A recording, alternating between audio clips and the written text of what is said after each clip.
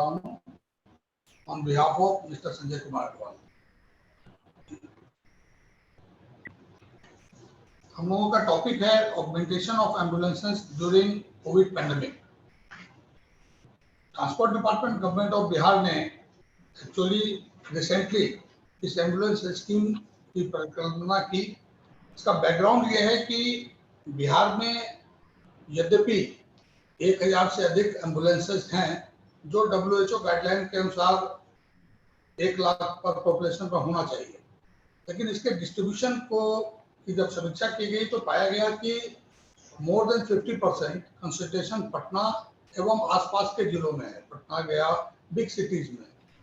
इसका रीजन भी है कि सभी बड़े सरकारी अस्पताल, प्राइवेट हॉस्पिटल्स, नर्सिंग होम्स ज़्यादातर इन जिलों में हैं और दूर दराज के इलाकों में, ग्रामीण क्षेत्रों में डिस्ट्रीब्यूशन काफ़ी कम है।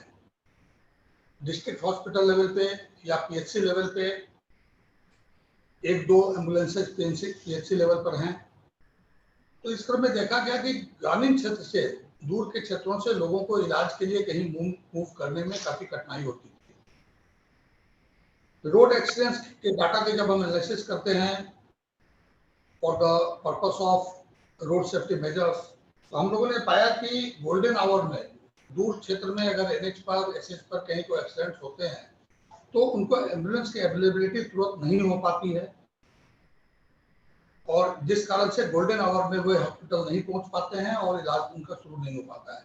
इस कारण से भी काफ़ी डेथ्स होती है और सबसे अधिक इमरजेंसी फील किया गया during the second wave of pandemic, ये कोविड। उसमें ये देखा गया कि काफ़ी जरूरत पड़ी एम्बुलेंसेज की और एम्बुलेंसेज की कमी हम लोगों को महसूस हुई। तो during the wave itself in May 2021 हम लोगों ने इसको कंसेप्चुअलाइज किया और इसे लागू किया।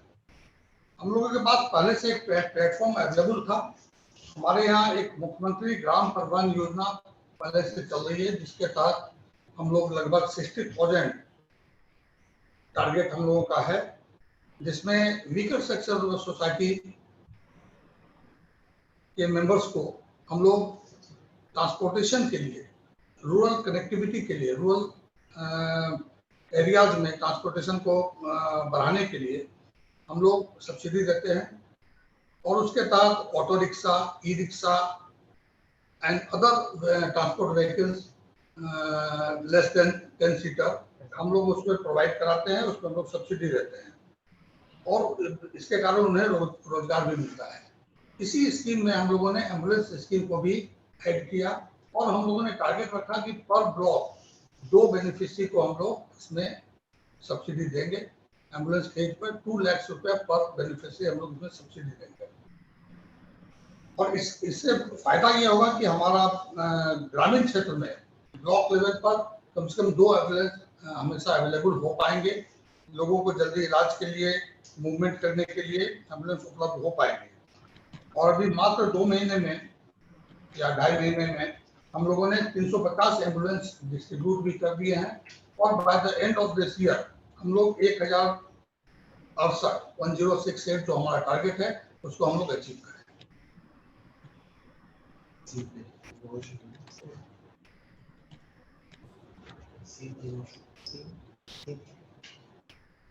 हाँ, इसका अभी 24 जुलाई को माननीय मुख्यमंत्री जी के द्वारा 350 एम्बुलेंस को सभी बेनिफिशियरीज को हैंड ओवर किया गया है। आगे हम लोग इसमें ये भी प्लान कर रहे हैं कि इसको जो हम लोगों का एम्बुलेंस नेटवर्क है उससे भी हम लोग इनको जोड़ें और ये ब्लॉक लेवल पर अवेलेबल रहेंगे। तो ब्लॉक लेवल पर अवेलेबिलिटी होने से ग्रामीण क्षेत्रों से इसकी कनेक्टिविटी, एम्बुलेंस की भी कनेक्टिविटी लोगों को मिल पाएगी।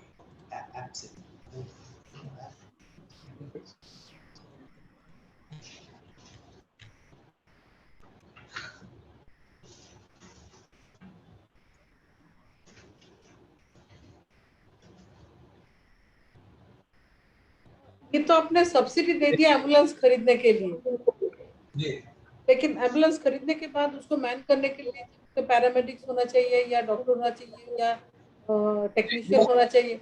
वो सब का क्या, कैसा गाइडलाइन का आपने फॉलो किया और who is inspecting the quality of those services? जी, हम लोग इसमें हेल्थ डिपार्टमेंट से बात कर रहे हैं और हेल्थ डिपार्टमेंट का जो एम्बुलेंस नेटवर्क है, जो सिस्टम है, उसमें इसको हम लोग ऐड करने का प्रयास कर रहे हैं और ऐड करेंगे। नहीं, आपने तो सर्विस लॉन्च कर दिया ना, जुलाई में आपने सर्विस लॉन्च कर दिया। तो लॉन्च करने से पहले जो आपने एम्बुलेंस खरीदवाए हैं उसमें कोई चेकिंग प्रोसीजर्स है कि एम्बुलेंस में ये चीजें होनी चाहिए और ये क्वालिफिकेशन होनी चाहिए, तो वो जो चेकलिस्ट है उसको किसी ने इंस्पेक्ट करके देखा कि ऑडिटिंग हुआ कि खाली, otherwise it will look like a taxi service.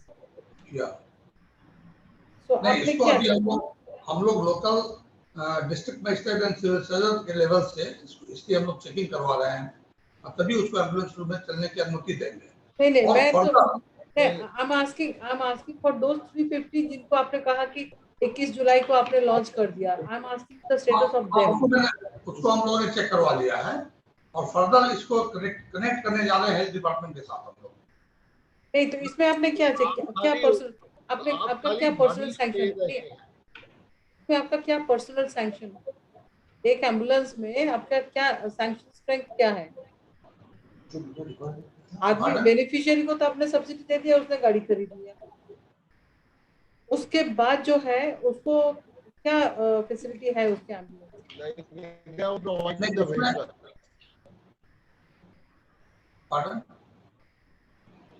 तो एम्बुलेंस सर्विस आपने 350 की लॉन्च किए हैं, उसमें एक आदमी को आपने सब्सिडी दिया, उसने एक एम्बुलेंस खरीद लिया, लेकिन उसमें जो मैन पावर होने चाहिए, जो टेक्निकल और पैरामेडिक्स होने चाहिए, उसमें कैसे रिक्रूट किया, किसने किया, what is the quality of that, वो कहाँ से वेरीफाई हुआ? नहीं, अभी जो एम्बुलेंस हम लोगों ने दिया है उसमें जो बेसिक लाइफ सपोर्ट होना चाहिए वो उसमें रहेगा, और ये एम्बुलेंस पेशेंट को हॉस्पिटल तक पहुंचाएंगे या हॉस्पिटल से ठीक होने के बाद उसको उसके घर तक पहुंचाएंगे। तो basically it's a taxi service.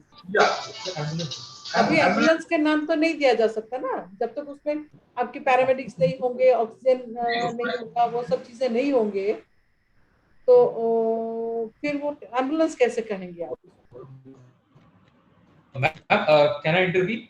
Ma'am, the ambulances that have are basic life support ambulances, which have oxygen cylinder in them and the basic first aid kit required for patient having minor injuries to transport them to the hospital. These are not advanced life support, so they don't need paramedics and other medical staff to be present in the ambulance. But when the ambulance takes the patient to the hospital, then the paramedics and the medical staff come into the picture. So what our objective? Our objective. I can understand that, but मेरा ये पूछना है कि जो it's better than nothing. Otherwise, nothing is there. So basically, it's a taxi service. For the timing, it's a taxi service. Ma'am, you cannot call an ambulance a taxi service. It's an ambulance. It helps people in emergency during emergency medical situations. I understand that, but if it doesn't have the facility of the ambulance, it is no longer. Ma'am, it has oxygen.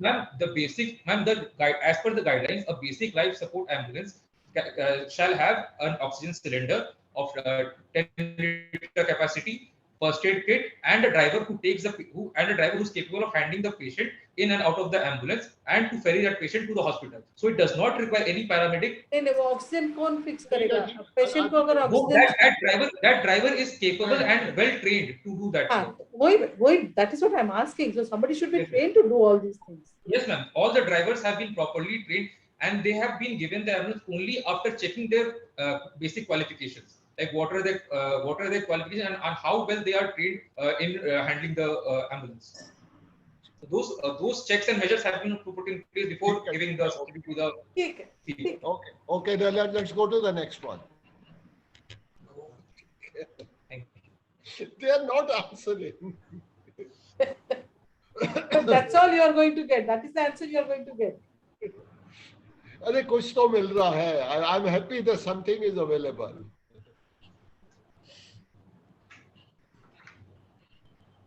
Right. Thank you.